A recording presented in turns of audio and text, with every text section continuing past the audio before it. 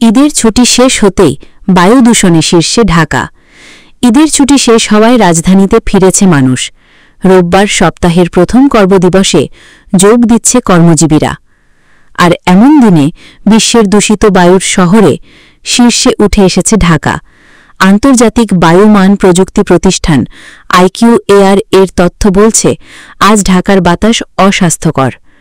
রোববার সকাল ৯টা ৪১ আন্তর্জাতিক বায়ুমান প্রযুক্তি প্রতিষ্ঠান IQAir থেকে এই তথ্য জানা যায়, যেখানে বিশ্বে বায়ু দূষণের শীর্ষ শহরগুলোর মধ্যে ঢাকার পয়েন্ট সর্বাধিক ১৩৯, যা এখানকার বাতাসের মান নাগরিকদের জন্য অস্বাস্থ্যকর হিসেবে বিবেচিত।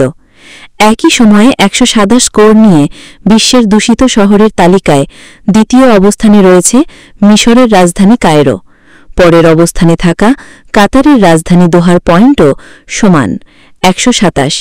পরের অবস্থানে পাকিস্তানের লাহোর, তাদের পয়েন্ট ১২৫।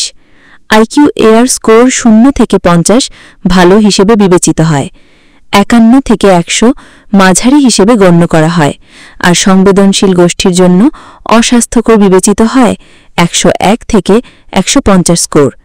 ১৫১ থেকে ২০০-র মধ্যে থাকা AQI স্কোরকে খুব অস্বাস্থ্যকর বলে মনে করা হয়।